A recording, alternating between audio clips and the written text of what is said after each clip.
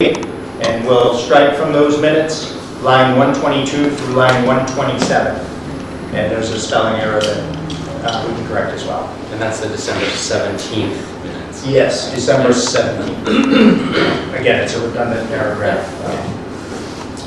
So I think we have that. So I didn't see anything else on the other proposed minutes. Okay, I make a motion that, nor did I make a motion that we approve the December 14th and January 7th minutes as written, and the December 17th minutes as amended by Chairman Natalia. Second. I make that unanimous action. Very good.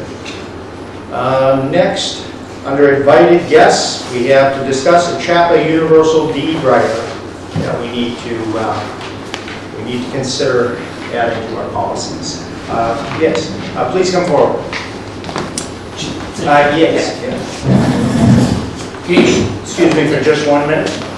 Are we good with audio and good with the video now? As long as you speak up, we're good.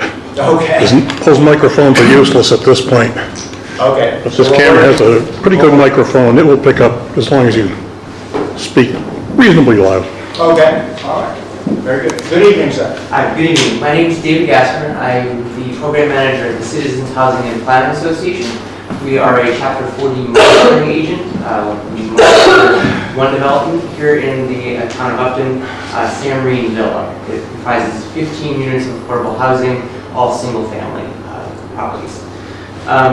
Come before you tonight to ask for permission for Chapter to work with current homeowners at Sam Marine Villa to switch to the new universal deed writer. The Sam Marine Villa was originally developed with an older style deed writer. These deed writers were in use at the time, perfectly fine and acceptable when the development was constructed. Since that time, DCD, Mass Housing, have come up with a new universal deed writer that's in use at all new Chapter 40B developments. We believe that the universal deed writer has certain benefits over the older style deed writers that were originally used at Sam Marine Villa. The primary one of which is that it preserves the affordability restrictions in perpetuity. It's something that the older deed writer does not do. Basically, one of the primary ways that a unit is lost from the subsidized housing inventory is that if a current unit owner wants to sell their unit, they notify CHAPA. We work with them to locate a new eligible purchaser, someone that meets all the income and asset restrictions. However, if a new eligible buyer isn't found in the first 100 days of marketing the unit, the owner is allowed to then sell their unit open market free of the housing restrictions. Now, the difference between the market rate and the affordable price does go to the town as compensation for the loss of the unit. However, oftentimes that isn't sufficient to cover the loss of the unit, to construct a new unit, but the unit is lost from the SHI. The universal deed writer, on the other hand, does allow the owner of that unit, after the affordable marketing period, to sell to an ineligible purchaser. So it does open up the pool of eligible buyers for them to sell to, but that new owner does have to buy subject to the affordability restrictions. So the restriction is then preserved. When that subsequent owner then goes to sell, that owner then also has to search for an eligible purchaser. The other way it does preserve the affordability is in foreclosure. As of right now, the deed writers in use of development do not survive foreclosure. So if a homeowner has an eligible mortgage on the property, they fall behind, the bank forecloses, that deed restriction is wiped out. The universal deed writer does survive foreclosure. There's other smaller benefits, including further restrictions on the resale price, so that the resale price is made sure to stay affordable to eligible purchasers. That again will help locate an eligible purchaser. So there is somebody that's willing and able to afford the property. There's restrictions on the maximum resale price. The other thing to note is that the town of Upton in the past has allowed CHAPA to switch to to the universal deed writer in limited circumstances on a case-by-case basis, where where we have been unable to locate an eligible purchaser. So we have worked in situations where we haven't found an eligible purchaser to adopt the universal deed writer. So at this point, some of the units do have the universal deed writer at San Marine Villa. However, now that the housing market is going through the roof, we are having more success actually finding eligible purchasers. But this also now has led to a point where some of the development deed writers are in place, some of the universal deed writers are in place. So it's a half and half situation currently at the development. So we would ask permission from the town to work with all unit owners, including those that are selling to eligible purchasers, those that are refinancing. Basically, any time that they require assistance or monitoring work from Chapo, we'll work with them to adopt some sort of deed right. So, happy to answer any questions. Okay. I guess just a quick question I had was based on numbers. So the San Marine Village has how many units in total, and how many would currently need the deed rider attachment? If they're regular market value unit, they would or would not need a universal deed rider. So regular market rate units will not need any deed riders. So they are free and clear of any restrictions. They were developed under Chapter 40B with the presumption that the affordable units, there's at least 25% of the affordable units there would have deed restrictions. So there's 15 affordable units in San Marine Villa. Currently, approximately half are with the universal deed rider, half still have the old development deed rider. Most of the time, those are still the original owners who purchased, I believe, in 2005, 2006. I'll open it up to the board. Maureen, do you have any questions? Well, just the chapter monitors the sale of these properties, right? Correct, yes. Anytime a homeowner requests to sell, they contact us. And if they sell at market rate, the money goes back to the town through the Board of Selectmen or the planning board, or? So it would depend on, so the way the process would work, so we would market the unit for the required 120 days. After that point, the owner can then sell, they can find their own buyer at that point at market rate. They have to submit to CHAPA an appraisal so that we certify that they are selling it for the market rate, not the affordable price. And then any difference between the affordable price and the market price, we certify to go to the town. How does it work when that seller then goes to sell the property if they've paid market price for it and now they're trying to resell it? So, under the old deed riders, if the unit sells at market rate, if no eligible purchaser was found, then that unit's deed restriction has been permanently lost. So it would have no bearing on the future unit owner at that point. They'd be able to sell at market rate, and that market rate status would continue in perpetuity. Under the universal deed rider, if a unit owner marketed for the required affordable marketing period, but no buyer was found, then they could sell to an ineligible purchaser, someone who doesn't meet the income and asset restrictions. But that new buyer, that ineligible buyer, would be subject to the future deed rider restrictions. So would they have to pay the market price, or would they pay the affordable price? They would be paying the affordable price, right? Got So it. they would pay the affordable price and then sell it. Right, an ineligible buyer pays the affordable price, but when they sell it, they've got to keep it affordable. Correct. Okay, that was my question. Very good. The only other thing I see in the proposed letter, there's a difference also in the number of days that are marketed. Can you just talk about that for Sure. a minute? It looks like under the old plan, it's a different amount of days. Yeah, the original construction of the deed riders, they vary from development to development, and it's hard to tell why it's not 120 days versus 90 days. But the San Marine Village deed riders does require 120 days of marketing before selling at market rate. The standard boilerplate universal deed rider does require 90 days and then selling to an ineligible buyer. If the town so chose, we could work with you to move that to 120 days to mirror the two. However, it's basically standard practice on the university yard to do 90 days. Thinking is, it allows if the unit owner is finding difficulty getting a buyer, it allows them to kind of expand the pool a little bit quicker, but with the understanding that it will stay restricted at the affordable price. So it's a little bit of a compromise. They can't sell it in the market, but they can move on to expand the pool a little bit sooner. And any units in the past that were sold to ineligible buyers at market rate because a affordable buyer wasn't able to be located, those presumably are not affected by this. Correct. So luckily, we have worked with the town to adopt the universal divider in every circumstance where we hit that 120-day cutoff. So we actually have not lost any units at San Camilo, luckily. So I think that goes to demonstrate how well the universal divider does work in preserving the affordability.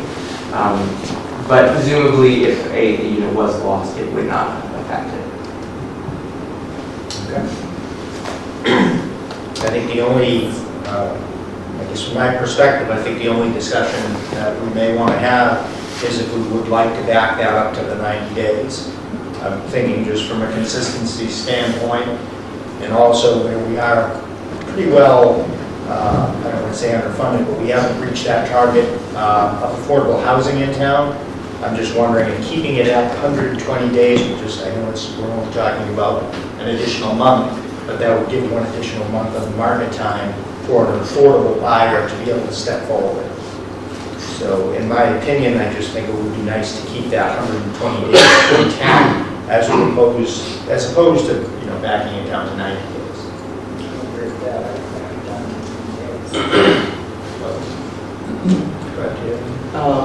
Yeah, I mean, I don't know how that affects things. I would think that if you keep it at 90 days, that benefits the buyer, or the seller rather, because they can open up the market to get more people buying, even if they're not eligible.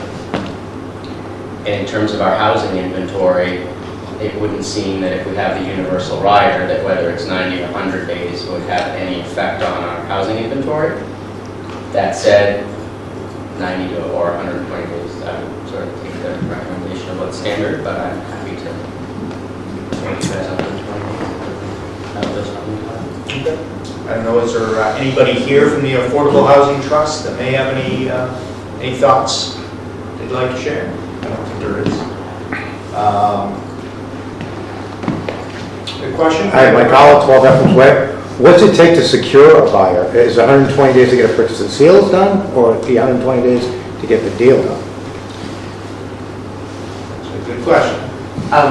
So it's 120 days to locate a purchaser. The deed writer does allow an additional 60 days for closing after the buyer is found. Thank you. So, Okay. All right. So,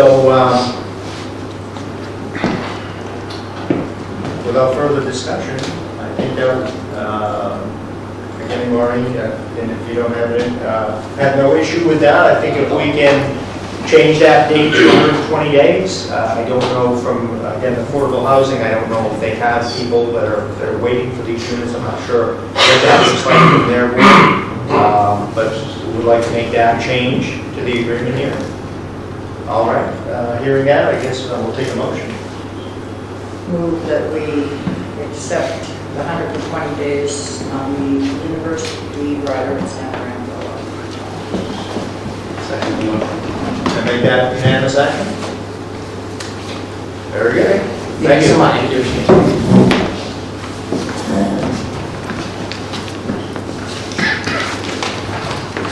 Agenda item 4.1, appointments. This evening, we have an election process for the Buildings Committee election for the steering, no, I'm sorry, it's the Building Committee. Got that straight. We have I believe it's 8 applicants for 7 positions. So I'll read off the names, and if you could please, I know many of you have served in numerous capacities on many committees for the town, but if you just take a minute or two to just, or 30 seconds if you'd like, to just introduce yourself to the board and to the other members who will be sharing in the election process. So I'll read the names quickly, and then one at a time you can introduce yourself to the board. So Justin Pollard, we have Jay Rodriguez, Stephen Rackington, James Brochu, Paul Flaherty, Dee Hackala, Don Spargo, and Mike Howell. And I do understand one of the candidates is not able to be here this evening. Justin Pollard. Good evening. How are you doing? So, Justin, I've been with Consigli for 10 years. I know we talked about this in the capital committee last month. But, you know, been on all different types of projects, so I feel like my experience would kind of suit me well for this, both in terms of just reviewing what's being proposed, driving the process, and understanding what drives costs on the project. So I feel like that would work well. I don't know if there's any questions, but I think that kind of says it. Very good. I know you were in just recently, so I think we're all good. Yeah, sure. Thank you, Justin. Again, Jay Rodriguez, I believe had a work commitment this evening. Stephen Rackington. Good evening.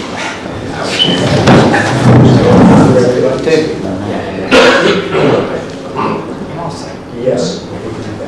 I'll get involved when I need to be involved. I work with Kelly and Mike on the renovation of the town hall and that building committee, and I think that experience would be helpful on this new building project. Okay. Very good. James Brochu. Most of us will remember James, the former selectman. Yes. Good evening. My name is James Brochu. I come before you as a citizen of Upton, born and raised. I hold a contractor's license, master electrical license. I've been doing project management, facility management for 38 years. And if appointed, I would look forward to being part of this committee. Very good. Thank you. Thank you. Sure. Paul Flaherty. I've been on the finance committee for 30 plus years. Been involved in the town for a long time. And I think I can bring some historical perspective as how the town operates and, you know, trying to work things out with respect to how the finances are involved. Okay, thank you. Dee Hackala. Yes, I've been involved in a company task for 50 years. Was hired there, became partners, now sole proprietor, owner of it. We have our own architects. We do our own drawings. We hire all the subcontractors. We supervise all the buildings. And we've been building all over the state for 50 years, every type of building. Very good, thank you. Don Spargo. Don's not here. Okay. And Mike Howell.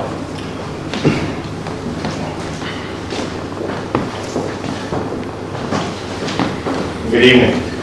I was part of the building committee for the town hall renovation. I've been living in town since 1997.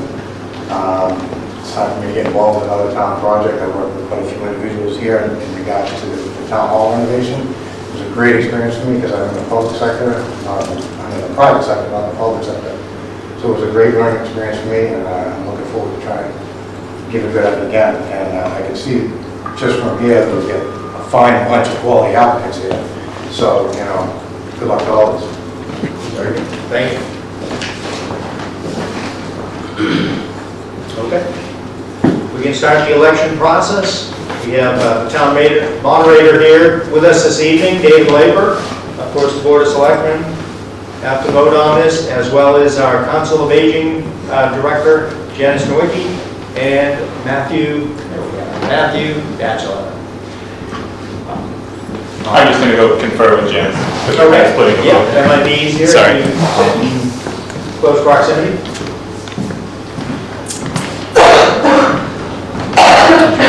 So I think among voting parties, I think it will be, if there's any discussion, if there is no discussion that's necessary, I would ask for a singular motion for a candidate.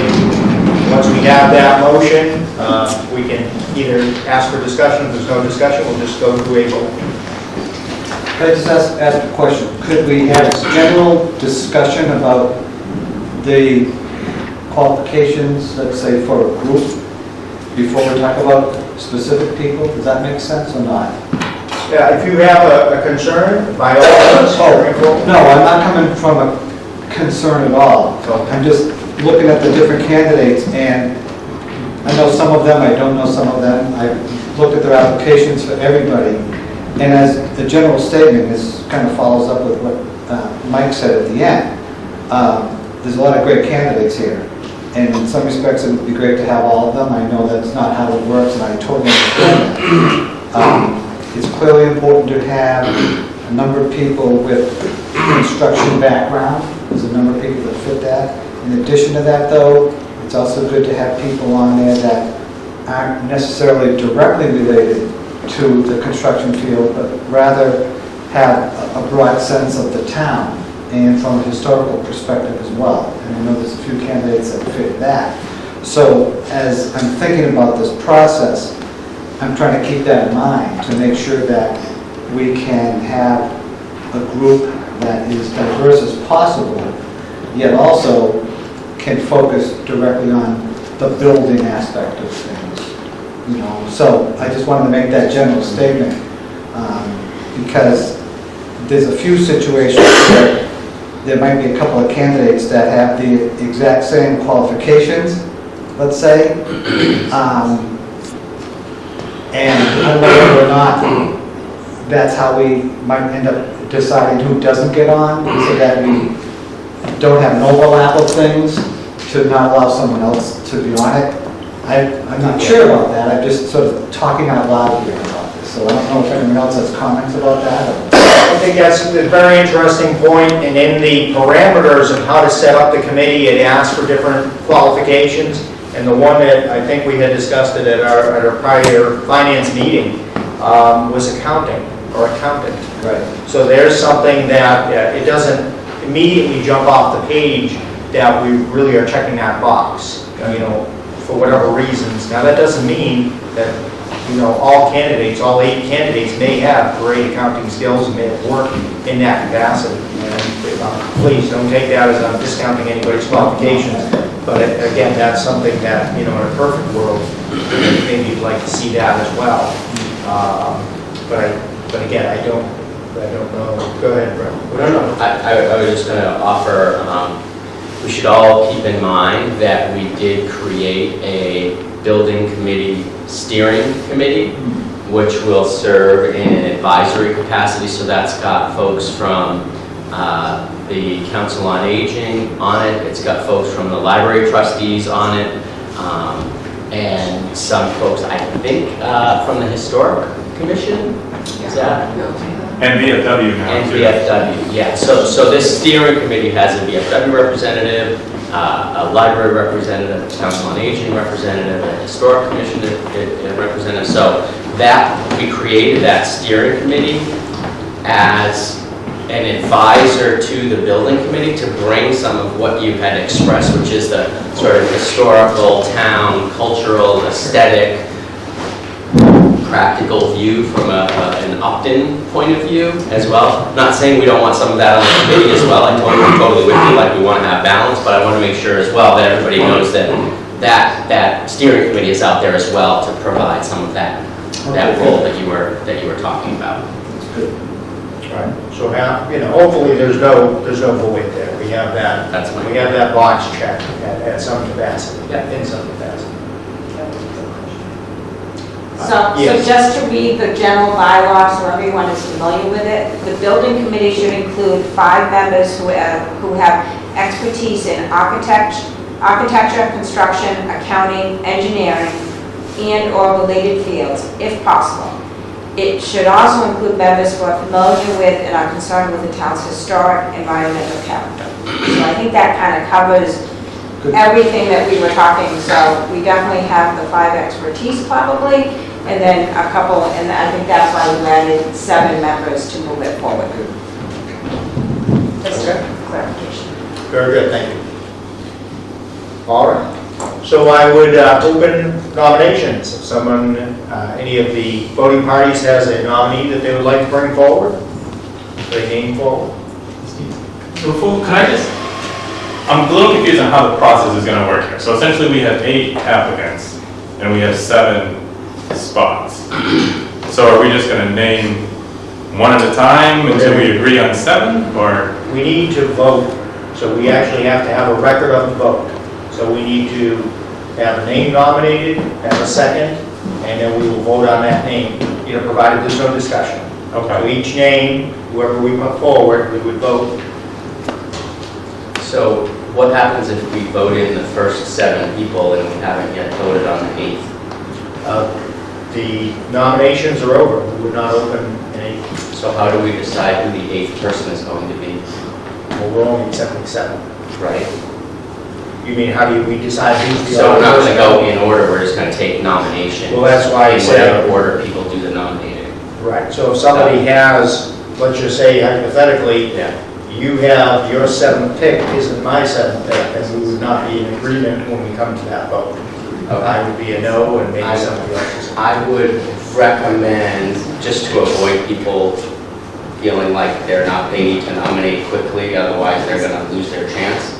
It may be after we do 5 or 6 nominations, we sort of take a pause and say, all right, before we do the final vote, we've got 1 more slot, we've got 2 more people, let's pause and sort of have more of a discussion around that, as opposed to just nominating the 7th and then there's a vote, we haven't really discussed that. I defer to you, of course, but. I was going to vote on each individual person as they're brought forward. Yes, for sure. So that way, again, we get, so say, that's fine, we could have some general discussion, let's just say after maybe 5 members are elected, we could then have some discussion as to, who is left, and if there's any reasons why we feel one is better than the other. Okay, we could have that discussion at that point in time. Yes, if I could comment, I think that's a great idea. So we get 5 people, then we have 3 left, of which is only 2 spots.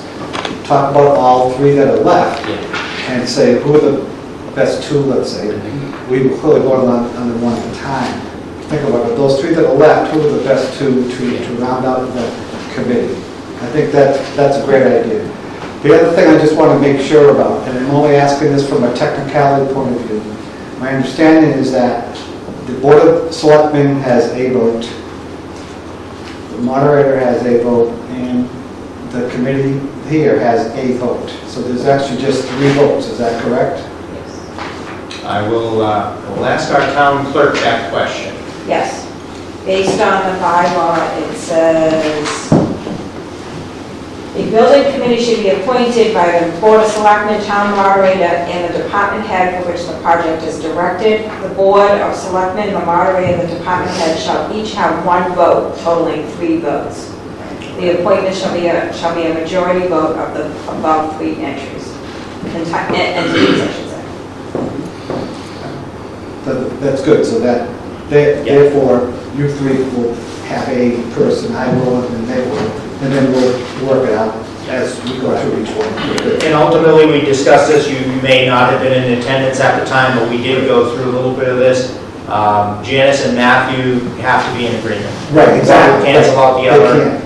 Right, and again, we would be majority rules, so we could be a 2-1 in favor of a candidate. And that would be our vote. Okay. So, are there any other, yes? Cool. I want to nominate if we're ready to. Yes, any other discussion about the process? Anybody else have any questions about the process? Okay, we're all pretty clear? All right, I would open up nominations. So I would like to nominate James Brochu to be on the committee, given his experience as a Selectmen, licensed contractor, his work in the industry in general, and just his general background, knowledge of the town. I think he would be a great candidate and a person to be on this committee. So that's my Okay. nomination. Is there a second to that nomination? Second? Okay. Is there any discussion? I see some discussion. Any discussion about James Brochu's candidate? Okay. Any discussion? Okay. All right. Hearing none, I'd like to do a roll call vote. So, Matthew? Aye. Janice? David? Aye. That's 2 votes. 2 votes. So. Yeah, 2 votes. Kenneth? Correct? Yeah, well, He's just, yeah. I was just going to say that. Okay. So we are, aye. I also have a license in HVAC. I'm a facilities manager for a Fortune 500 company in Framingham. I run over 2 million square feet of office space. I put about 3,000 people to work every day. Okay, thank you. Yeah. Without any further discussion, You up, man. I would ask for a roll call vote. Matthew? Aye. Janice? Yes. So they are Yes. yeses. Yes. David is a yes, and forward, Yes. yes. The OS is unanimous. Okay. Thank you.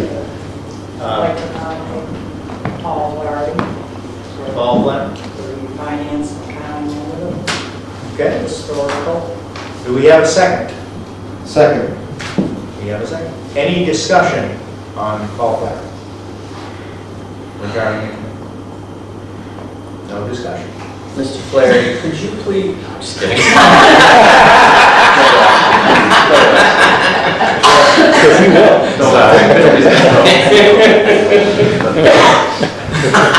All right, where's your shirt?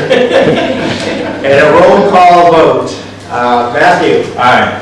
Janice? Yes. Yes. Yes. Yes? Yes. You were yes? Absolutely. Okay. Paul Flynn. Nomination number 4. I'd like to nominate Justin Pollard. Second. Okay. Second. Any discussion regarding Justin Paul? Yeah, if you could just say a little bit more about what he's done. I've read the application, it looks good, but if I can just hear a little bit more, that would be great. Sure. So I've been in Upland for 3 years now with my wife Kelly, and we got a 1-year-old. Worked for Consigli for 10 years, all different types of projects, mostly around Massachusetts, also in DC. Right now I'm doing a $25 million office core shell renovation next to I'm also running a $75 million apartment complex, both in downtown Cambridge, so I'm kind of used to dealing with the city and all the people and residents. I also worked right on Pennsylvania Avenue in DC, so dealing with just really tight restrictions, so understand how to deal with that. But also had to kind of demand that from somebody. So I think, for this project, we're looking for helping to push the design in the right direction with all the right values, but also push through the construction process and make sure it goes well and looks like a good site. So that's kind of what I'm bringing to it. Thank you. And if I may, just going back to what Dave said at the beginning about the mix of participation on the building committee, I think it's important, to your point, to have some historical perspective. I think it's important to have people with some technical expertise. And I think from my perspective, it's important to have some new folks as well to get new people involved. There's a lot of new people in town, just to get some new and fresh perspective. And so that, I think we need to strike a balance, which is part of what attracted me to Justin's application. Any other discussion regarding Justin Holland? Okay. Seeing none, roll call. Matthew? Aye. Janice? Yes. David? Yes. Yes. Yes. Yeah, so we have, congratulations. Janice, do you have a nomination? I do. I'd like to nominate Steve Rackets, please. Steve Grant. Yes. Molly. Do you want to know why? Not just him. Do we have a second? I'll second that. A second, okay. Any discussion about Steve Rackett? Janice, speak I now. can say one. Oh, no. Remember, hold your peace. Yeah, I think his experience in the building of this town hall and just his general experience involved with the town, I think it's invaluable that he brings great strength and a different perspective, I think, to the, because I'm not sure you have the building necessarily, like you're not an electrician and a facilities manager, so he brings kind of a balance to the. Okay. Any other, is there any other discussion regarding Stephen Rackett? Yeah, sort of add to that, given his involvement with the town hall renovation, and Michael was involved with that as well, it's important to have people that have had to deal with the state when it comes with rules and regulations and so on. And maybe others have done that also, but I know Steve has had to do that as being a part of the committees that he's been involved with. Just knowing state lingo and all that alphabet soup of things. He knows that, so that's really important. Okay. Two very good endorsements. Any other discussion? There's none? Okay. Roll call vote. Matthew? Aye. Janice? Yes. David? Aye? Yes. Yes. Yes. All right, that's 5 candidates, or 5 appointments, or voting. So there's 3 left now. This is Yeah. what we're going to kind of talk about all 3 a little bit, if Yeah. we still want to do it. That's fine. I'm willing to listen. So anybody who wants to interject some thoughts, go right ahead. David? First of all, I want to make sure I know who's left. It's, Jay Rodriguez. yep, Don Spargo and Dee Handel. Yeah. Okay, got it. Very good. I really don't know these candidates very well, so others who might know them well, I just assume have them start talking first, or the candidates could talk a little bit more about themselves. Either way. You said Jay wasn't here? Right. Yeah, so I can speak a little bit for Jay. Something with the email, he didn't get the email, I found out yesterday and let him know, and he just couldn't make it work. So I've worked with Jay, I worked for Consigli as a PM, he's a superintendent. He's actually been in Upton for I think 11 or 12 years. He actually brought me to this town. 13 years. Yeah, 13 years, okay. And then he's been with Consigli for, similar to me, about 10 or 11 years as a superintendent. He just built the GE headquarter building in downtown Boston, so he's just a very seasoned super. Also has an interest in getting, involved in some of all the ongoing activities downtown, so he saw this as a really good opportunity. So I think, maybe for me and him, we're bringing a little bit of the same background, but he also brings, 9 more years in town. He also has 2 young kids and just kind of more of the field side of the construction, so. And again, I would.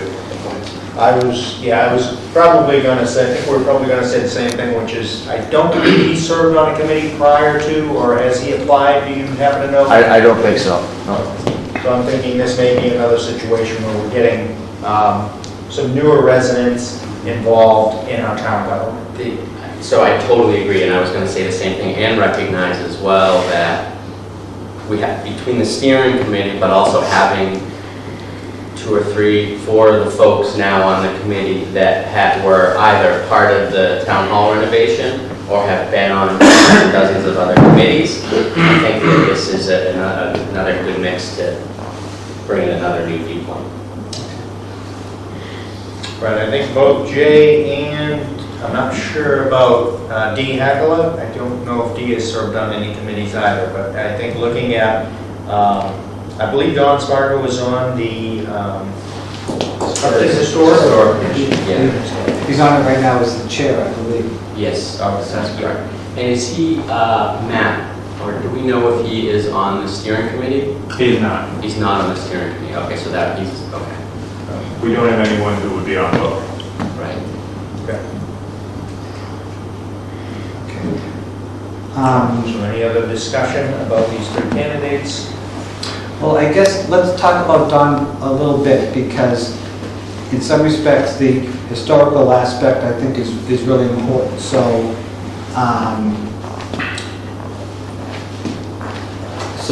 I'll just throw it out. If he ends up not being on this committee, could he be on the steering committee? I'm just curious. Is that a possibility? I think at this point in time, we are waiting, we will have openings on the steering committee, we do know that. We just don't know when they'll be available, and we don't know exactly how many seats will be available. We suspect 2 members are going to be stepping down from the steering committee. They technically have, Okay. because you have on your agenda to make an appointment for one of those positions. Okay, but I don't think we could accept a resignation for the seat. We typically have to accept the resignation first to clear the seat, so I'm not sure that, if we don't have that, it might be just a timing issue at this point. I'm not exactly sure. So there's at least, there will at least be 1, if not 2, that we could put Dawn into potentially. The rest of the board, but yeah. Right. Yeah. And I would support that. Yeah, I'm just talking out loud because I want to make sure that even if there's not a pure historical person on the building committee, that they at least be on the steering committee and make sure that that input is there. Yeah. No, That's a very good point. Good point. Again, unfortunately, we don't know, if Mr. Spargo would be interested in serving on that. Sure. Or we would make the assumption that it would make sense. And again, that's assuming that he's not nominated and elected for this board. We don't know. And, from I guess a residency standpoint, we have, I made some notes, Jay, 13 years in town, D. Hackler, 16 years he's been in town, and Don Spargo, 6 years he's been in town. So. Can I nominate Jay Rodriguez? Second.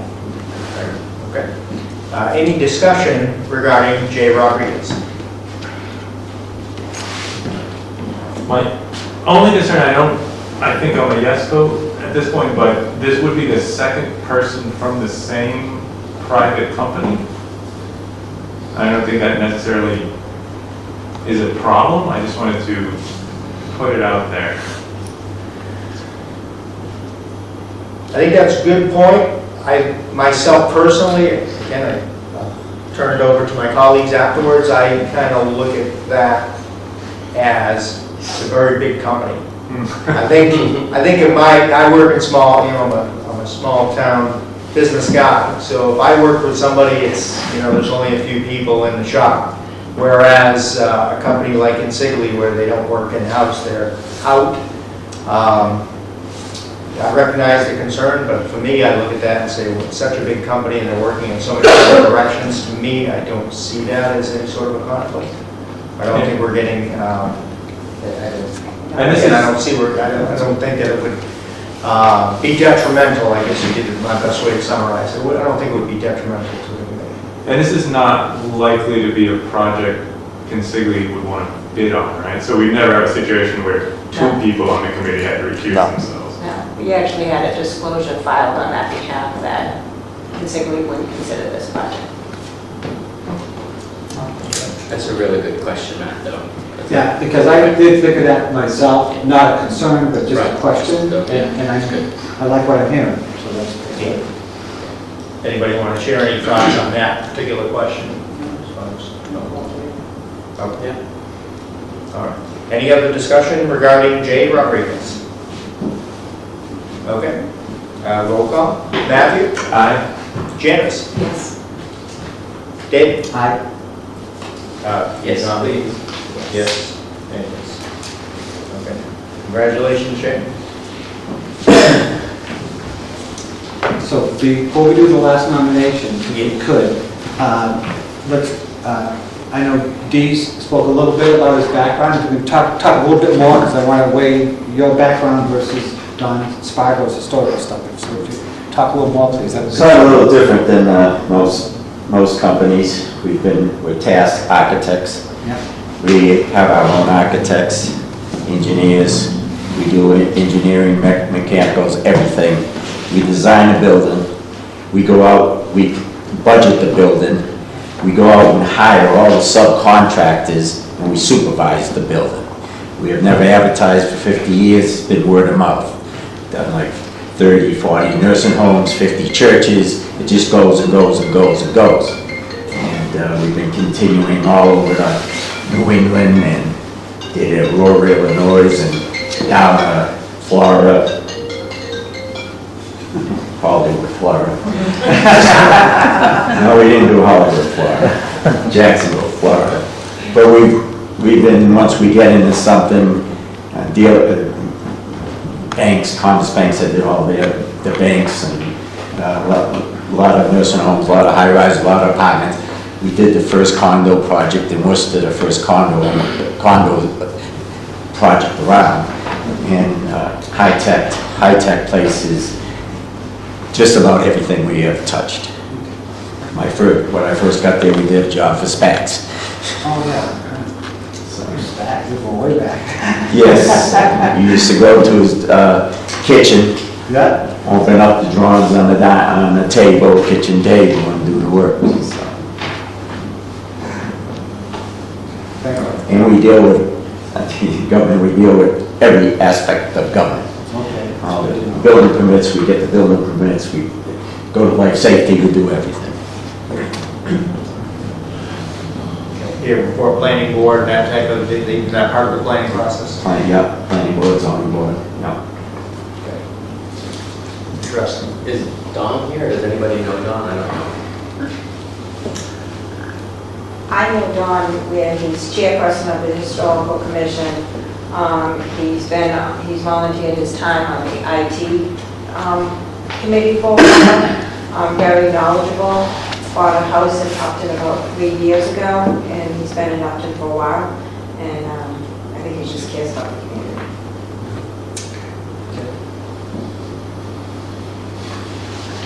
All right. Any other discussion about the process? If there's no other discussion about this process, then I would take a motion for the seventh and final seat.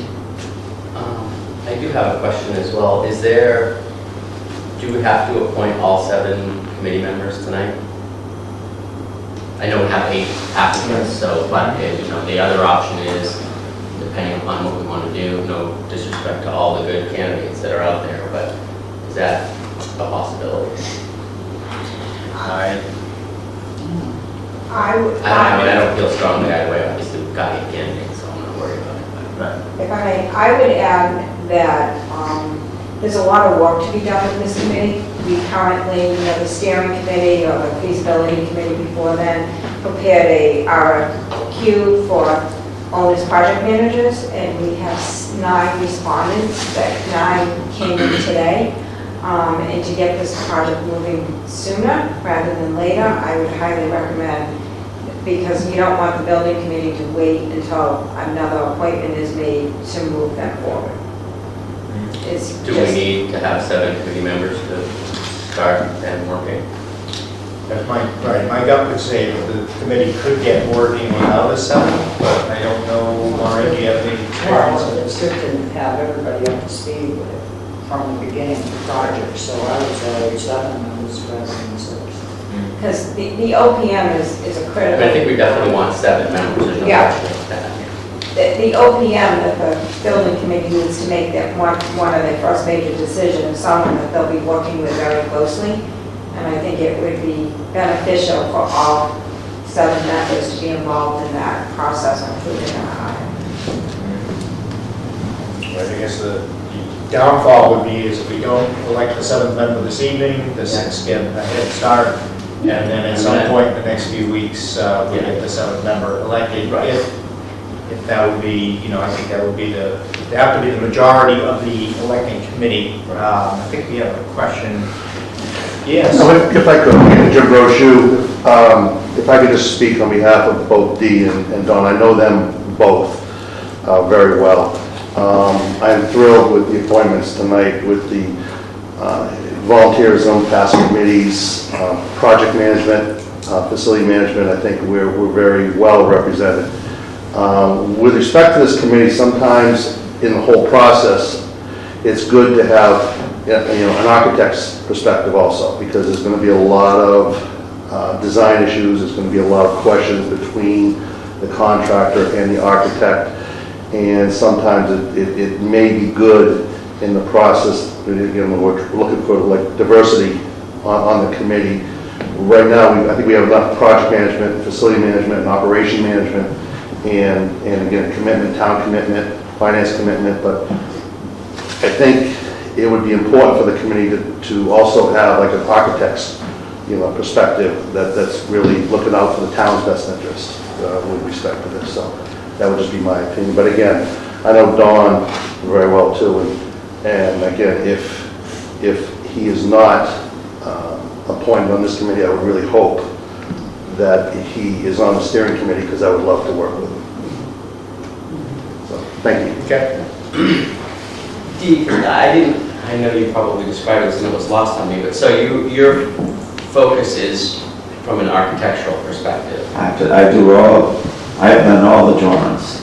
My company's done, but I've drawn up almost every building there ever was. Got it. So I'm sorry, I was hearing like building, project management, construction. And I go out and build the buildings.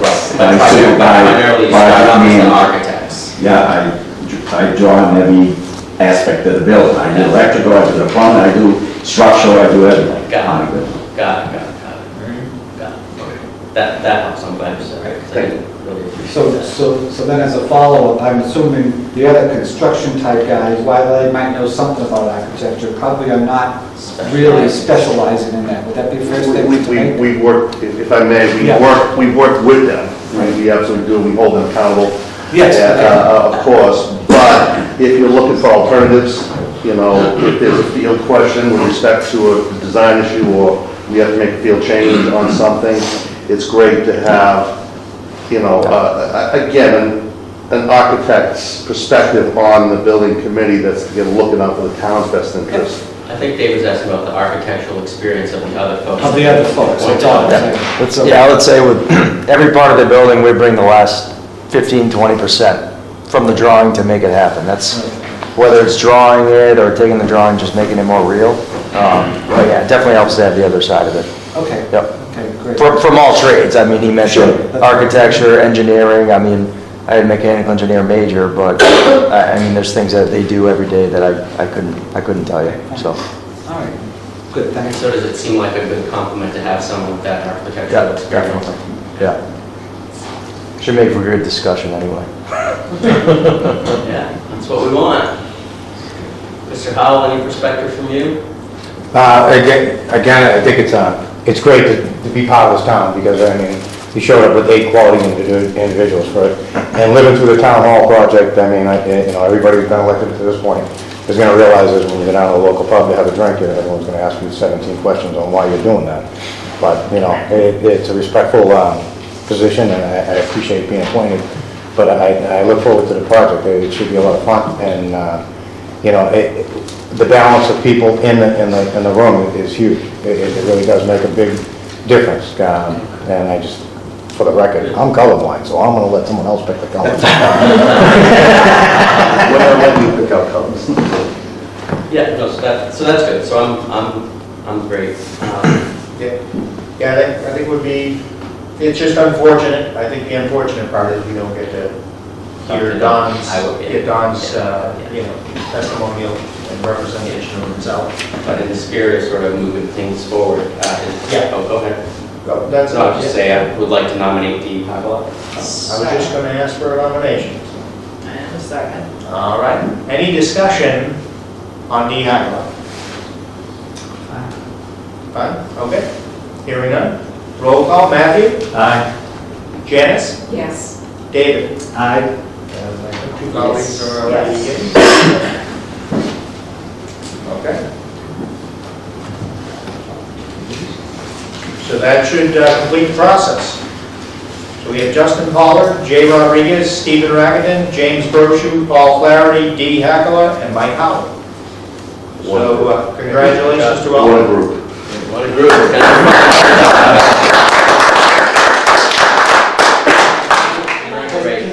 Make a couple of quick comments. Hold on, just 1 second. David, in case procedurally, in case you're missing something, let me just make sure we, Kelly, yes? Oh, Dave had a couple comments. Real quick. Yeah. Could someone contact Don specifically and talk to him about what we talked about, and especially talk about the steering committee possibility? I guess I would appreciate it if somebody who knows the most from the board could do that. I would appreciate that. Secondly, I want to say, Steve, nice job of facilitating this, because it doesn't happen all the time. We have to do this sort of thing, so nice job. Very good, thanks. I had to get a few pointers from someone in the crowd to make sure. Dot my i's, crossing my t's, so. So if I could just say, all the board members, you'll be getting an email from Sandy that you've been appointed. I will volunteer to come to your first building committee, because I'll probably be coming to a lot of them anyway, so I can swear you all in at one time. And like I said, the sooner you get going on this, because you've got 9 proposals for OPMs ready to be opened and reviewed and determine who you're gonna hire. Okay. In other words, give me a posting. If I may, that either the town manager or the board of selectmen will be called the first meeting with respect to us, because there is no chairman, there is no vice chairman, so either the town manager or the board of selectmen will call the first meeting, invite members, and then we'll go through the chairmanship, vice chairman process, and once that's done, then the chairman, whoever is excused from the board of selectmen. Okay, sounds good, and I think we probably should also at some point to the participants, try to figure out what's going to be a good day of the week and time of the week to meet. That's always seems to be a Have tricky. Derek reach out to all of the committee members, or create an email distribution. Derek can send out a note, somebody can send out a note, say, hey, we're kind of coordinating there, get the first meeting set up for next week, or later this week, or whatever's good. Then maybe the first part of next week and see if we can coordinate. Okay. Yeah. Beautiful. Yeah. So that's the reason you're saying. Good. Yeah, I can always do what you will get the best date for everybody to get it done. Okay. Well, hold on, so Sandy, are you going to take care of that? Carl, I will communicate. Okay. Just want to make sure you're not holding it. No. Because the other thing. More importantly, that neither of you are doing it. You want to say that, you always got it right. Because other people may have other committee, that's the other thing, is people may have other committee obligations, which may, preclude a certain evening of the week or something along those lines. All right. Any other comments on the process? We're good? Okay, we're going to move on. Thank you. Thank you, everyone, for participating. Thank you. Thank you. Thank you. We have an application. I'm unsure if we actually have a seat. Do we have the Officially, resignation? I can verbally resign right now. You can accept my resignation right now, because I'm going more as a citizen now versus a voting member. So if you want to verbally, I can definitely follow up with paperwork. I just didn't realize I needed to do that. So again, you can verbally accept my resignation. I think, I guess the only technicality is we need to do that under new business, something not reasonably anticipated. I mean, I'm not sure that we can just accept it. I wouldn't think that we could just accept it at this particular point in the agenda. Should we do that?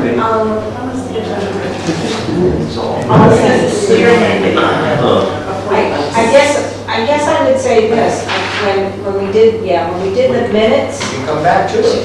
I'm just thinking, when we did the minutes to create it, didn't we, was it something spoken about that it would be the 3 members and then the other 2? I thought it was created originally with just the 3 members, because we knew 2 were resigning, or didn't express interest. So that's why I was thinking you didn't need to quote, accept my resignation. So, I don't want to overthink this. We don't have to do this tonight. We don't have to make the steering committee come up tonight, so why don't we just wait, get all that sorted out? Sounds like we want to talk to this Don, gentlemen, and I don't want to appoint somebody and then realize there's not a spot for Don, but there are 2 people interested, like, the steering committee, so why don't we just wait, and in 2 weeks, we'll have it all sorted out and look at the That's applicants. good. And That's a good point. I think that would be, yeah. We're building committee definitely want to move forward and get that going, but the steering committee, we get that sort of, Yeah, a few weeks isn't going to make a difference there. I don't think they would have anything on their agenda in the near future now, right? Okay, so why don't we do that? We're going to pass over the steering committee appointment. Do you want to talk to John while he's here and then make a decision? I just want to do that. Is John here? Yes. Okay. Yeah, well, you know what, at this point in time, we always like to ask people that are going to step forward on a committee to come and introduce yourself to the board. Just give us a few minutes, a few minute intro. So, unfortunately, I'll be doing this a little bit backwards, but if you could please come forward. I'm John Saul. I'm on Farm Street here in town. Been living in town for 40 years. Won't have any experience with the committees or whatnot. Would like to be considered for the steering committee. And right now I'm working, I'm employed with the COA, driving the bus. I have a lot of senior contacts in town. I hear a lot of hubbub and discussion on there. Good, bad, different. What happens instead of gets in the bus, stays in the bus. But I can bring that issue forward of their likes, wants, desires. I see the overall operation of the COA on a daily basis, and quite familiar with the operation. And I'm a local person, he's in a senior center in the library for a while, yeah, too. So, Okay. Very good. Thank you. Nice to meet you. Great. So we're gonna. Thank you for being here. I didn't realize you were here. It's fantastic. No, I'm glad I'm glad you were. Right. Steve, would you be open to a question? About the steering committee? About the steering committee? Yes, go ahead. My thought was, I don't know if we're necessarily limited to only 5 people. It sounds like if Don is interested in switching from building committee to steering committee, it sounds like he has a lot of great input. So if it was a possibility to appoint 6 people, instead of having to choose between 2 qualified applicants. The problem is we have to change the composition of the board. As far as how many board members, we could have an ad hoc member. There's some different tools that we have available. Was that in the charge? It had to be 5 in the charge? Who are the 2 people that you think were going to be Myself assigned? and Dave O'Brien, and I can say that with Dave O'Brien, I have reached out to him by email at least 2, if not 3 times. Yeah. And I personally saw him. He Yeah. said he wasn't going to continue, and I said, please send me an email. Yeah. And that's been since November. Okay. So then, But that only opens 1, because we have 4 on the committee now, because Mr. Kennedy was just appointed. So we have the 3 that continued, Mr. Kennedy that you appointed on the 7th. So after all the resignations are done, we'll have 1 spot left. to bring us up to 5. Okay. So that might be for a look ahead, that not only do you make the appointments, but expanding the membership of the committee. Right. We may want to consider expanding it or perhaps creating an alternate or an ad hoc member. Well, no, actually, we have 2 ad hocs now, so we have to be an alternate member. So I think that's something we can talk about. Yeah. We'll put it as a discussion item. Yeah. And see which way. I think maybe an alternate member may work best. I think we've done that with the EDC, and I think it works pretty well. So that way we can get everybody's input. All right. Yeah. So once again, Thanks. very good. Thank you. Yeah, love it. We love having 2 many volunteers. It's unusual. There's plenty of work to do. Right. Plenty of work to do. Okay. Now we have, next is a motion to accept various grants, assistance to firefighters grant. So let me, I'm sorry, I missed one here. Discuss request from COA fuel funding. I must say, I'm unfamiliar with this particular process. In my years on the board, we haven't done it this way. In my opinion, to expend money out of the Racine B, we are the final appointing authority, so I don't see, I'm not comfortable with this request. I don't know if you have any thoughts, Maureen or Brett? So, I guess I would say is there anyone here that's familiar with this process? Shall I, let me read the request, and then if you want to speak to it, Janice? Sure. Okay. So dear board members, I am requesting $4,000 from the Racine B fund to replenish the Upton Fuel Fund with Superior Oil. The current balance is $5,968.58. Due to the current economic issues, I would like to be prepared to help those households in need as soon as the need arises. So, I've been involved in this. Okay. And we did this every year. How did you fund it? We actually appropriated the money. Okay. So it was built into the budget? We had to. Okay. Janice, could you explain how this program works? Okay, so this fund has been in existence for years. What we're looking at is, we haven't replenished this fund or requested any funds since 2014, so it's been a while. This is a source that we use as, in addition to fuel assistance or Salvation Army, Good Neighborhood Fund, all of those. We have used it a couple times this year for residents that have been in need, that have called, that are out of oil. We have, with CK Smith, we can call them, we have a contact person there, and they'll go out and do a delivery of oil. We make the determination. It's usually folks that are on our radar that we know that there is a need.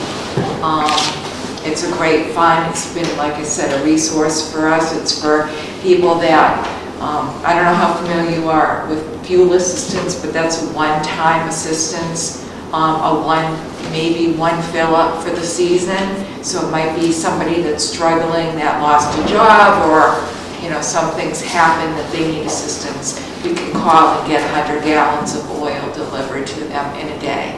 I mean, we had a young mother call probably 2 months ago that was completely out of oil with kids in the home, called CK Smith, out they go, and they take care of it. So, we've got a good amount of money in there, but we don't want to have to keep coming back year after year. So if we can just replenish it now, we may not have to come back for a while. I kind of authorize that we're able to use that in a pretty... Do you happen to know what the balance was, let's just say at the beginning of the fiscal year? I'm just curious as how often does it get used? Yeah, so like, yeah, I think I was just going to say, same question. it would appear that there's quite a bit in there right now, but I'm just Right. curious as to why. How much do you go through every year, right? Like, Right. I honestly don't know the numbers. I know that there have been at least twice that we've used it so far. So they won't go out for less than 100 gallons. So it depends. Actually, there's another third person that I just thought of that I used it for too. I can't predict where oil prices are going to go in the foreseeable future, so I don't know how that's going to impact what the need's going to be. I don't have the exact numbers of what we've used, quite honestly, to tell you. Jessica's the one that kind of figured out the numbers on that. I'm not just trying to put it off on her, but Is this balance what was in the balance as of the beginning of the fiscal year? what is in there now? Is what When was she wrote there that letter, that was what was in there now. at the beginning, well, July 1st, how much was in there?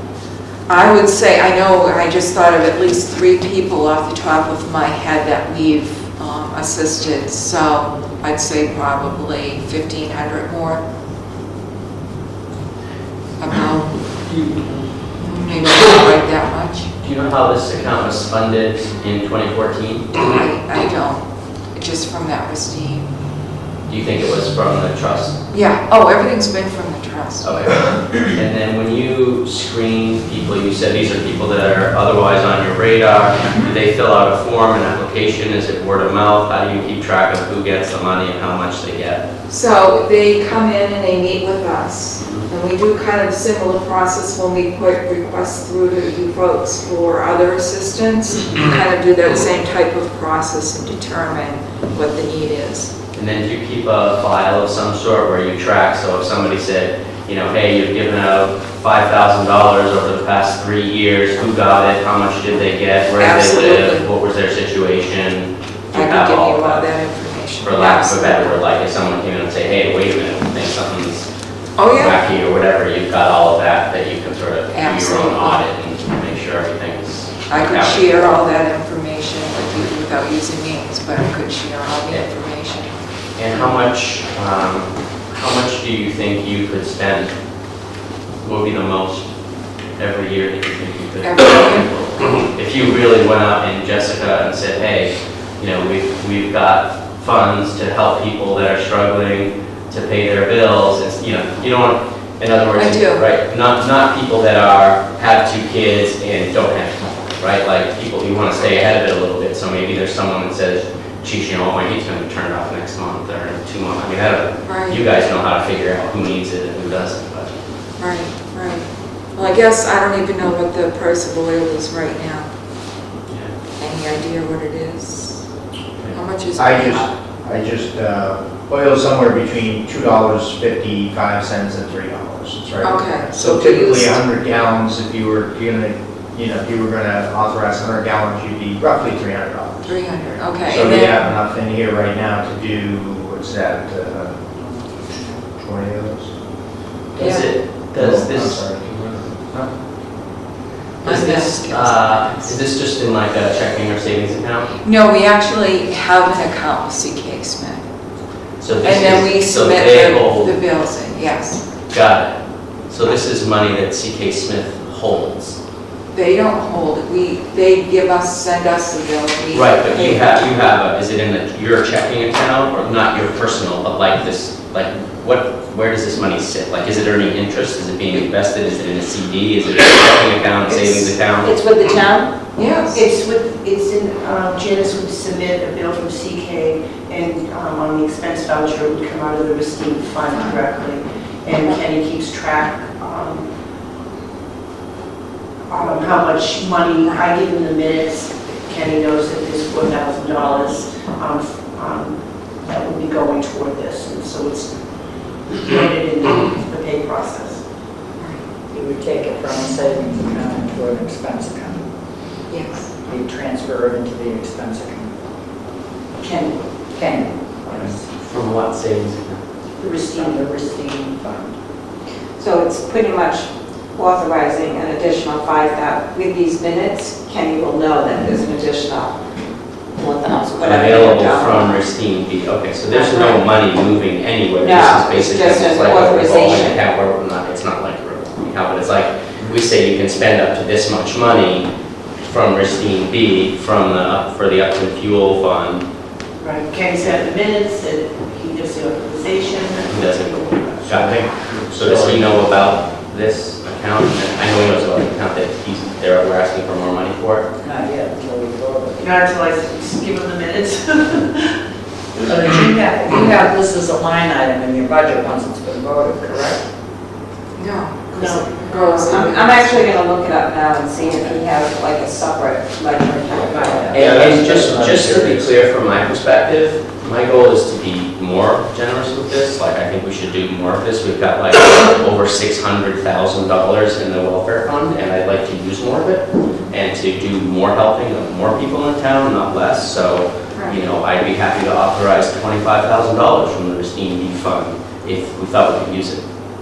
So that's my angle on this. It's like, the more distribution outlets we can have to distribute money from that trust, to me, the better, because it's clearly underutilized. It's been sitting there for decades, not being used. I'm not saying we need to spend it frivolously. But, you know, I think there's opportunity to do more for more people in this community. which I would guess is what Mrs. Racine wanted. Right. I don't think she wanted this money sitting in an account. Right, as an and investment. COA does a great job in vetting that Right, totally. process. I mean, we send people there anyway, so, right, it's basically taking us out of the mix and having to slow things down by letting them go directly to the people that make the assessment, so. Yeah, you know, they do it today. Right, yeah, so that's why I'm asking, not. I think, now, let me just throw out a little different idea. I agree that I think most people, either it's not brought forward, but most people probably don't know about the welfare costs. Right? We don't, they are underutilized, right? I think we all agree on that. I think that this is a discussion that we're having that actually is promoting the idea. So I would actually think that it would be, this is something we should probably visit each year. And if it needs, $2,000 or whatever that number is, but I think it's something that should come forward at a smaller number. And even if it's twice a year, as you said, if it's twice a year and we have to put 3,000 in it each time, whatever it is, I think that would be more beneficial. But I think that it's probably better to do smaller transfers. I don't remember exactly what's in the B fund right now. Did you look at that? Yeah, I forgot to bring it. Just looking it up right now. I know one of them, you're right, one of them has 600 large in it. I don't know. The welfare fund has over $600,000. $720,000. Yeah. We're gonna sit here and debate whether we give her five. I mean, look, whether they come back 3 times a year for 3,000 or twice a year for 10,000, my message would be, from my perspective, the more of this money you can get to people that need it in town, the more we'll give you. So don't let this number, or whatever the number is in the account, hold you back or slow you down or stop you. You should be helping as many people as you possibly can. And at least from my perspective, we will always support the work you're doing to help the people in this town by giving you the funds from, or by me voting my vote to give you the funds from these accounts. So can I ask a question? So can I come forward and ask you for some gift cards? Money to purchase gift cards to have at the center? For like, how do you do that? Is there a way to do that? That's probably a separate conversation, because I think, right, from an accounting perspective, gift cards are like cash. Oh. Right, so like, you can't really audit and, right, you get someone a gift card. Tracking, yeah, and it still comes down to the Board of Selectmen having the vote to expend from that. Okay. Yeah. All right, that's what I thought. Yeah. I'm just trying to think of things that. And from my perspective, it's not the dollar amount, it's just a matter of the Board of Selectmen are kind of supposed to know what the end user of these funds are. Right. From my perspective anyways, again, it's not the dollar amount, it's really the principle. Yeah. You gotta authorize it. And I totally agree with you. I don't agree with that. Like, Right. Okay, just a question, thank you, though, that makes total sense about the tracking of. Right. Yeah, that could get sticky, couldn't it? Right. Circling back, though, I guess the question is, what are the thoughts on this particular request for $4,000? We've kind of know, we have a good understanding. I think the only piece of information we're kind of trying to figure out is that 5898, is that out of the B fund right now? Or is that money still I shown? think it's in the B fund. You think it's still in the B fund? Yeah, because I don't see it on the report, so my gut tells me he's got a separate spreadsheet somewhere. Yes. That So he shows, doesn't set it up as an expense account in that line item. no, not that I can tell. And if she needs the minutes in order to expend it, then I that's think I how sent her minutes and I think. I could be missing it, but I don't see it. I don't know what his system is. I just know I send him the minutes. Yeah. And then Jan sends him the bill and he knows he can pay. And I think we're all saying the same thing, right? Like, I would never want to slow down relief for people that are in need because of some administrative process. To your point, there's almost $6,000 in here. If they're giving out $1,500, $2,000, $3,000 a year, then they're good for a year and we don't need to worry about it. If they were giving out $10,000 a year, they only had $6,000, and they'd be like, give them 20. But this might, if this is 3 years worth of money, then we don't need to do this perhaps now. I mean, so. Right. That's why I'd love to know sort of how much we think we can spend each year, and then just make sure it's funded so that we're not slowing anything down. But there doesn't need to be $50,000 sitting there. Right, I just don't want the money to show up in the pristine B when it's already been allocated for another use. You know, that would be the one thing that I'd be curious about. Yeah. And as you said, Maureen, Right. I want to just make sure. And, I'm sorry. But you're on roll. Yeah, well, my immediate question is, are there any other earmarks from that Ristine B money that I don't know about? Because I didn't know about this one. So, are there any other ones? Do we know? Who knows the answer to that question? Not that I'm aware of, it's usually on, I did not know of this until. Yeah, so Kelly, do you know who might know that, or Kenny? Or? No, I didn't know about it either until, you know, if Janice is indicating that it's been sitting there since 2014, then it probably was a vote that was taken a while ago, and the money just is getting. Yeah, so can we make a note to ask Derek, to ask Ken, or ask Kenny, I'll send him a note or something. I think at one of our meetings, we To do your point, if there's money that's earmarked, and Yeah. I think there's some things, We looked at the will to see how she set it up. oh yeah, I mean, I do have a copy of it. It doesn't make sense. It's just that of the Board of Selectmen for people in need. We've created a whole, a policy has been created to go through the council on aging and the social services there to do the assessment of need. So they do that, but I think prior to several years ago, that wasn't even in place. But now there's, more discipline. Yeah, I think it was, the reason that we did the policy, Janice, because there was a lot of confusion on who to go to first. And Janice was being,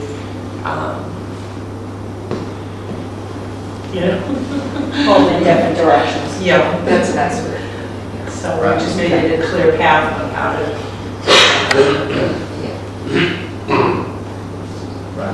I would. So what, well, I was gonna say, we have the financial meeting back on the 14th, and it left kind of some loose ends at the end. So I think there's some, I know for myself anyways, I left with some questions. So this is another, something that has popped up now that, again, I think that, I don't think it's the dollars and cents that we're concerned about, it's really just the accounting function. To make sure that we feel that We understand exactly how it works and how much is going on. Yeah, the Totally spending it. Yeah, this is a new thing, let's make sure we understand it. Let's make sure you understand that you're welcome to use this money and be as generous as the community needs to help people in need. Don't worry about that part of it. We'll figure out the administrative part and making sure you have what you need. Yeah, perfect. Okay, so we'll table this for now, we'll certainly bring it up at our next meeting in February. Okay. All right. Article 4, fire grants. Chief DeFranza. Thank you for your patience. We'll read this real quick.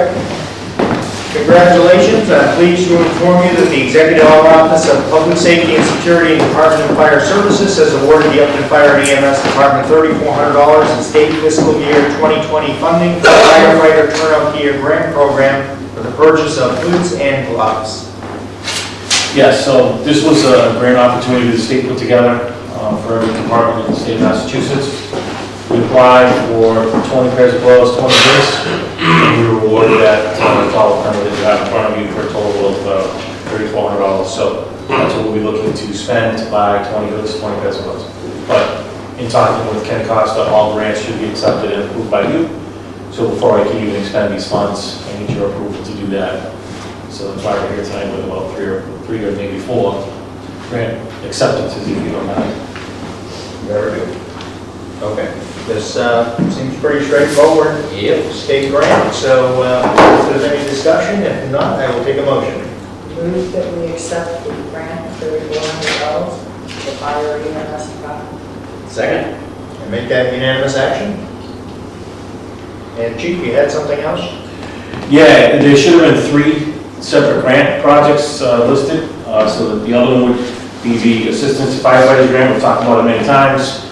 This is the one that was for over $94,000. We never did get selectmen approval to accept the grant. So while we've talked about it, we're all excited that we got it. We need you guys to say, yes, we want it. So That's sitting in front of you. The total grant that would be coming from federal funds would be $90,249.52. The town's portion is $4,512.48. So the total project is $94,762. So do we need to, You just need to accept the Assistance to Firefighters Grant Award to the town of Upton. got the 90,250? Which is 90. 94,762. No, I think. No. No, okay, It's that's right. a prior number.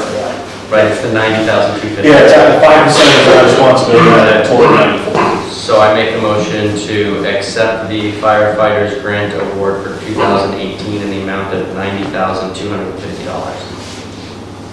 I think we need the exact dollar figure there. I think you need to read that. $90,250. It should be Nope. $90,249.52. Oh, sorry. 52 cents. Oh, my bad. Okay, hit it, that one. Second. Make that unanimous action. So $90,249.52. Got that? Okay. And then the last grant that we were awarded was an emergency management performance grant. This is through the Office of Emergency Management, in Massachusetts. The funding requested this year was to replace some antiquated portable radios for the emergency management department. These are not fire service or public safety rated pieces of equipment, so they're much less costly. The grant total that we were awarded was $2,700. This is a matching grant, but what they allow us to do is because we have that reverse 911 system, that emergency alert system that we've got for the town that we've used for mosquito spraying and some storm warnings and those types of things. They allow us to use those monies that we paid for that system to be our match for this grant. So there's no extra monies that are required.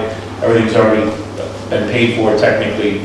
So we will be awarded $2,700 to purchase 4 portable radios for the emergency management department. 2,700 even? Yes. Right, we're all over this one. What was that sense? I Motion to accept the $2,700 for the radios from the emergency management program. Second. Second. And make that unanimous action? And then the last grant that I just got a letter today, so it's not on the agenda, no, it just came in today, so I need to wait another cycle, but if I have to, I will.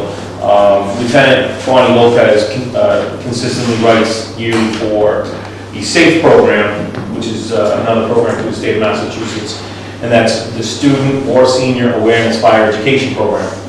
So a few years ago, they expanded it from just students to the seniors. And you've probably seen on the news that a couple of times there's been fires involving seniors that aren't really sure what to do if there's a fire, and how to safe home and those types of things. So they've expanded the program to allow us to educate, the seniors both in our community and others if we need to. So for her diligence in getting all this paperwork in, we were awarded $3,965 for the student awareness part of the program, where she goes to the schools, talks to the kids, we do the open house, we have educational materials at our open house. So that's what some of those monies go towards. And then we were awarded $2,348 for the senior safe part of the program. So we'll do, again, educational seminars and programs down at the senior center. And again, during our open house, we'll do educational parts as well. So I don't have the total in front of me for that, but it's a 2-part grant. I'm sorry, you said it was $39.65 on the student side. Yep, and then $23.48 on the senior side. And Lieutenant Lopez does a great job. I mean, everybody knows her as firefighter Bonnie, so she's been for quite a long time. Do we have to accept it separately, or? I don't believe so. It comes in one letter and it's split, and when she puts the paperwork in, it does have a guesstimate of what your budget would look like. The state never really is too aggressive in holding us to that. If we need to shuffle monies around, if we have a more successful student program, we can move some monies around, or those types of things. So as long as we accept the dollars and we're going to use those dollars for public education, that's really what the goal of the project is to educate the public on fire safety. So that's what we'd like to try and do. Great. Brett did the addition, so we can make the Steve did it just about as fast as I did on my calculator, but since he's the chair, I'll make the motion to accept the $6,313.00 for the SAFE program. Second. I make that unanimous action. Thank you. Very good, thank you, Chief. Awesome. Well, we got here, just one quick question for you. I think it was about maybe 8, 9 months ago, you had applied for a regional grant for We radios. did, yeah, and unfortunately, we were not successful. Now, that grant was for the replacement of all of our portable radios and mobile radios in the apparatus. So I'll be putting an article forward. Again, there's no way we can do it all in one big chunk, so I've been working with the town manager to try to figure out how we can kind of get most of this project accomplished, and then how can we sustain it going forward. I don't want to see the department get caught behind the 8 ball again. I want to make sure we have funding in place to make sure that this never happens again, that we don't have the proper equipment in our people's hands to work safely in the protected job environment that they work in. So so that you'll see as we go forward. You'll see an article and then some increases in my budget to kind of show you what the idea is. Okay, very good, thank you. Thanks. Chief, you said you could get that third one? Yes, Fourth one? yes, absolutely. Okay. Discussion item 4.4, discuss Mendon and Pleasant Street intersection. So earlier this week, we received an email from a resident, basically stemming from an automobile accident that happened at the intersection of Pleasant Street and Mendon Street. It's a very busy intersection. There's a flashing red light there. It is a full-way stop sign. I actually had a conversation with one of the firefighters about this. It's a kind of a busy intersection, and it's busy for accidents. Don't know exactly what the reason is for that. Again, there is a flashing light there, a flashing red, full-way stop. In advance of the intersection, it warns of the four-way stop. But in any event, we have a proposal brought forward to install 4 illuminated flashing stop signs at the intersection. So I will ask DPW Director Dennis Westgate if he could kind of speak to the intersection and the type of work that needs to be done and the costs associated with it. Speaking with Chief Bradley, he was in favor of adding additional signage to this intersection. So at DPW, we went and did some investigating to see what the cost was going to be associated with this. And I'm sure you're familiar with them. They make very nice stop signs that flash and catch your attention, and they're actually solar powered with some battery backup. But they're not cheap. So you have roughly $13,500 to install 4 of those signs. We do have 2 sign articles. They're older articles that were presented for fiscal years 16 and 17. One of them is almost completely drained, and the other one we've been utilizing quite heavily for adding to, purchasing signs. But between the 2 of them, there isn't enough to even purchase.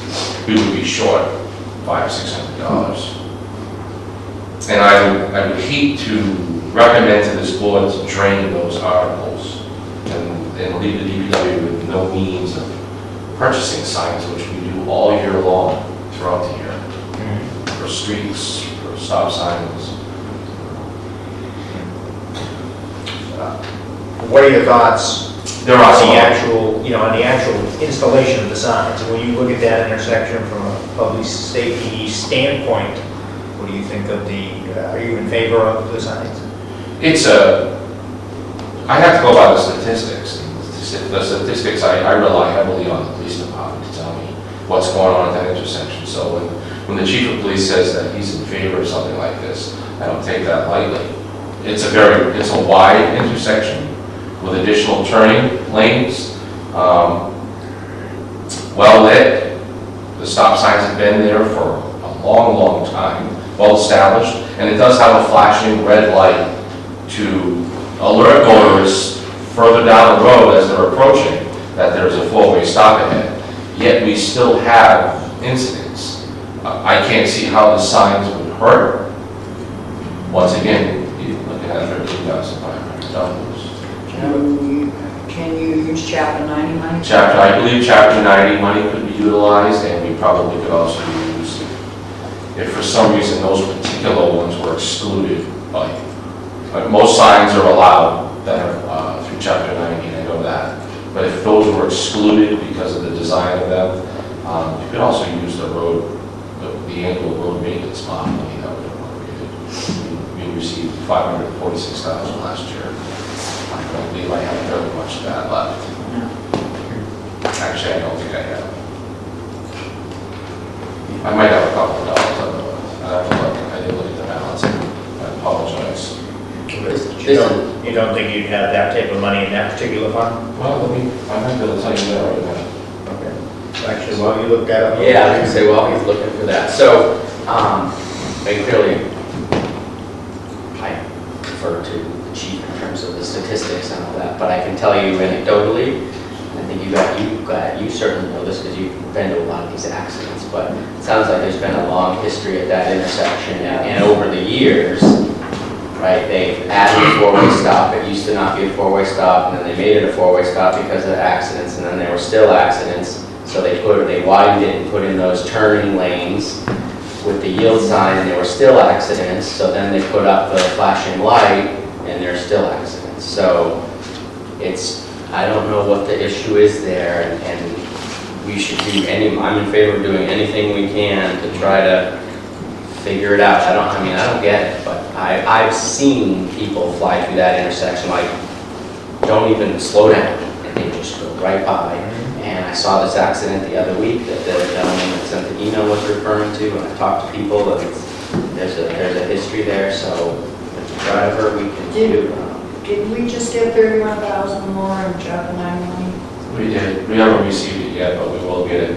I do have a balance in the road, the annual road money. So I guess to make it easier on you folks, I'm in support of it. The police chief is in support of it. I believe I can find the funding. If you vote in favor of it, I'll put it up. We're not adding any stop signs. It doesn't require any additional studies. We're simply changing out through the manual uniform traffic control devices the stop signs that are there to the flashing. Do you know if they're like on a light sensor? Do they flash all the time, or like? That's a good question. I'm just wondering, like, if there's any, like, the extreme example would be if this thing was 10 feet outside my window and it was flashing bright red all day, or at night, I'd probably want an opinion about that, or have an opinion of. If you happen to go through Sutton by their new police station, where the Blue Jay restaurant used to be, they have those there. They're constantly on, but they're positional. So if you're not right on it, that red light is not in your face. You have to be in the right position for that red light to flash. So to worry about the neighbors or someone's home being, interrupted by the light being emitted, I don't think that would be an issue. But if you wanted to see what those are like, I suspect those are the kind that he's talking about. They're also LEDs, so they're not designed to broadcast far distance. I mean, I'm in the towing business, as most people probably know. Unfortunately, I think more often than not, it's carelessness. I'm sure the signage will help, certainly in the short run, I think the signage would help. But unfortunately, more often than not, accidents are due to carelessness and/or speed or distractions, or everyone's in a hurry. And Unfortunately, you don't see a sign whether it's flashing or not. Yeah, we see it all too often. Probably need one here. Yeah, we'll just have an accident tonight. Yeah, that's So we have a couple of things, I guess, to discuss. Thank you, Dennis. I guess the first thing is, do we want to make that type of investment? And are we going to be concerned? We have a good point as far as flashing outside of somebody's home. If we receive any sort of complaints, nuisance calls regarding that. That's one side of it. And then I guess the next side is, we can pay for it, as Dennis mentioned, it could be paid out of existing funds. What type of a timetable, we could always put it on the warrant article. That seems a little extreme, I don't think that's necessary. I think personally, I would rather have it done sooner than later. Sooner than later, yeah. And I guess one question, Dennis, I'll ask you is what type of a timetable? I know work keeps getting pushed on you in a rapid fashion with closing Warren Street and all. What type of timetable do you think you would need to accomplish this type of work? I'm not sure. I got prices just today, and I didn't inquire how soon I could have the devices after I ordered them. I suspect it would probably be like anything else when I order signs. Usually within 30 days I have them, and they'll go up immediately. So probably within a month or sooner. Okay, so we're at the end of January, so certainly before March 1st. So I guess those are the questions. Are you in favor of that type of expense? And you want to just, if Dennis has the money in his budget? Okay. Yeah, again, my only hesitation is the impact on the people that live in those 4 houses. And I would just hate to put them up and all of a sudden we've created a real issue with one of the neighbors, but at the same time, sometimes you gotta do what's right for 50, I don't know how many thousands of cars drive through there every day. But the school buses too. the school buses and the kids cross there, the runners from Nipmuc and from BBT run across those crosswalks. Yeah, I'm talking myself into it. Yeah. Now that we've talked about it, I think we gotta do it. After that little list. Well, and I guess the other question is, would we want to send out any sort of a notification to those homes? I think that's something. I think that would be a courtesy. Yeah, and I don't know, is there any data, or, I mean, if in fact they're directional, I mean, I think the glare from an LED is not the same as like, I think like these neon signs, but that's not really, LED doesn't have that same effect, right? So it's not. If you're straight on to the light, it's very bright. Yeah. So it all depends. If you're off center, You don't really, it's not casting a broad light like the old bulbs or incandescent lights. All the ones that I've seen have actually been the little LEDs that do an outline of the stop sign. Yeah. You know what I mean? So they're like the size of Christmas tree lights. They're very small. They don't cast them. And they're designed to catch your attention. Not really, they're not gonna really illuminate it significantly. I mean, one home on the corner has a shrub line, so I think that would be probably safe, but there is going to be a problem from heading from Mendon Street towards 140. At that sign of that point, Right, where the light there houses is. are on one corner, there's a family with a couple of young kids on the other corner. The other corner's got shrubs. It's that one on the corner that's the long goes all the way around. Yeah, that's right. Right.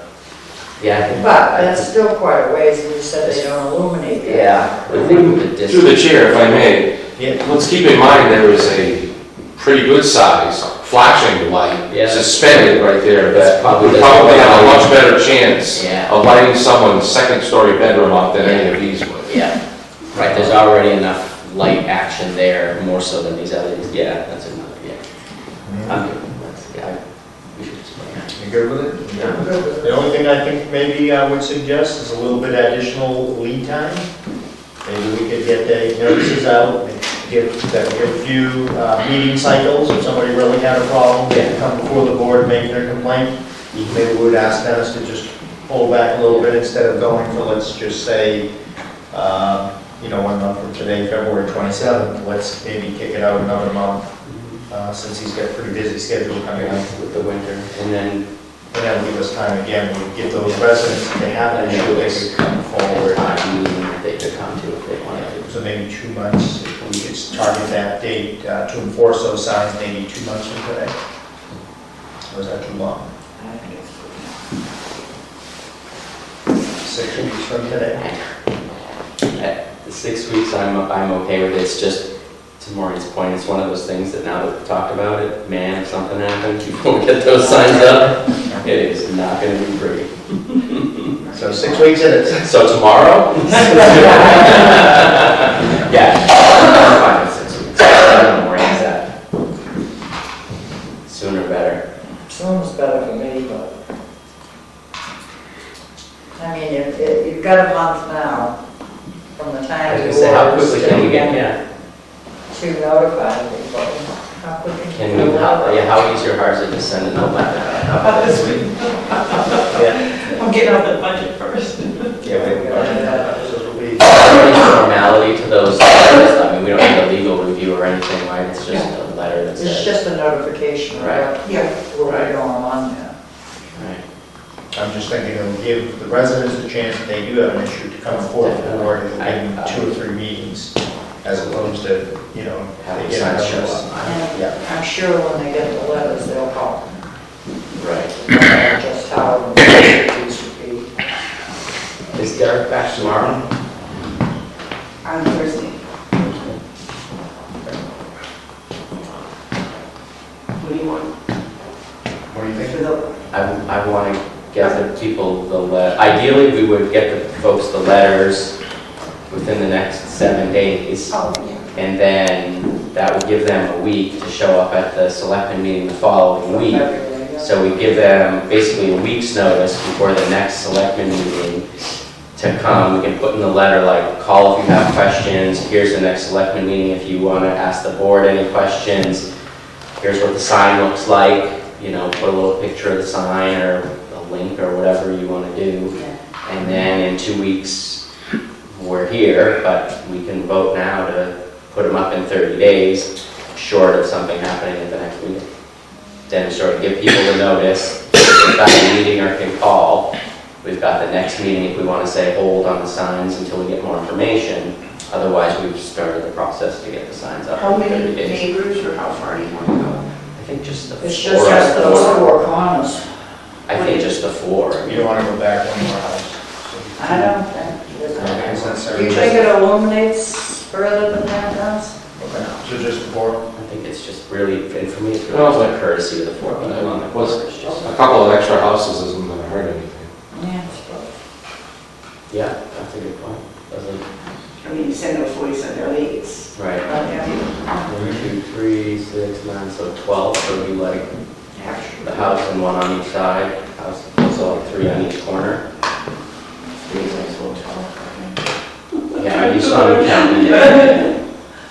I would be okay with that, because I think that now that we've talked about this, the sooner we get them up, the better. So you want to say like on or before, you know, on or before March 15th, March 1st, what day? March 15th? March 15th is the day? On or before March 15th, I'm good with. Okay, let's make that motion. Yeah, I make a motion that we approve the purchase and installation of the 4 LED stop signs for the intersection of Mendon and Pleasant Street to be ordered and installed prior to or no later than March 15th, 2020. Second. Make that unanimous action? Thank you. All right. Next is recognition. Do we have any recognition? Anybody have anything? None other than to our dedicated department heads and people that run this town. So thanks for coming, staying, and being patient. Right. And taking care of us. New business, look ahead topics. We got a couple of look ahead topics, town hall use policy, fire and EMS advisory council, and senior tax relief policies. Just wanted to touch on that, real quick. There's a couple of things I asked to bring forward to look ahead because we kind of talk about them and they're good ideas, but we don't seem to follow up on. One of them we had a request a long time ago about fire and EMS advisory, so I think we got to figure out, you know, where we're going to go or what we're going to do. So if we can give that committee a charge to try to get something accomplished, or try to get important questions answered at the very least. If we want to even keep the committee, the advisory board. It's a general bylaw, so you don't have to change the bylaws. Yeah. Which is a town meeting vote. So yeah, that's a discussion we probably have to figure out. I think it's worth a conversation. Yeah.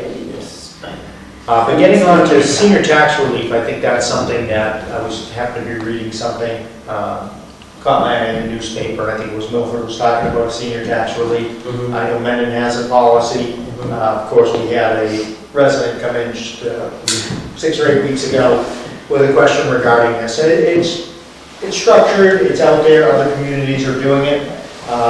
So I think in many cases, I think Lauren, you had mentioned that in some cases, it's just paid out of overlay. So that's maybe a conversation we can figure out. Is this something we want to entertain? Is this something we want to offer for the seniors? So we recently did the Veterans Work Tax Relief for veterans. So is this another extension of, as you mentioned, trying to get back a little bit or provide some relief to those who may be in need? I absolutely support that. Okay. So that's something that we'll bring forward for next meeting. And the other thing, do we need to have a conversation about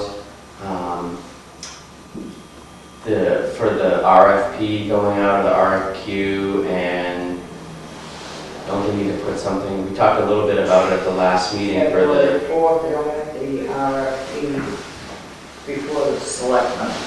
I think they're gonna send us out a rough draft before that. because didn't they say we needed to include something in there about a potential P&S or some offering or some prices or something for transferable the transferable piece? So do we need to talk about that? I mean, It is on the draft agenda For next. fourth, For on the next. fourth of the RFP, and Okay. I think That's- I you just- as the planning board chairs will be able to attend that meeting as well. Okay, I didn't, okay. I just Well, wanted to make sure we, yeah, okay. It's on the next meeting. Yeah, because we're talking about looking at all that. addendums to the RFP, Yeah, with okay. design standards. Yeah. I just remember we had talked about it last meeting, I didn't know I was on that. In a planning board, well, that's good, I think this is a good forum, so we talk about these particular things. Is Yeah. How do we kind of tie up some loose ends? I know the last time we had some questions, even talking about the RFP, we had questions as to enforcement, design enforcements. So I was thinking at least a member or maybe multiple members of the planning board may be able to come forward, because I think there's things that they accomplish and things that they negotiate on behalf of the taxpayers. I find out about these things years later, and I think a lot of residents don't even know they exist. Whether they're walking trails or new gas for the COA or open space requirements. We do a lot of good work on behalf of the town that most of the town doesn't necessarily appreciate or realize. Right. And, you know, we've had a couple of joint meetings, but it's never been to actually talk about this type of information that's, you know, that we had regarding marijuana. So those type of things, I think, moving forward. So, all right. So we beat that up a little bit. Is there anything under public comment? Any public comment? Doesn't look like anybody's left, right? All right. I will take a motion to adjourn. Move to adjourn. Second. Make that unanimous. Good evening, everyone.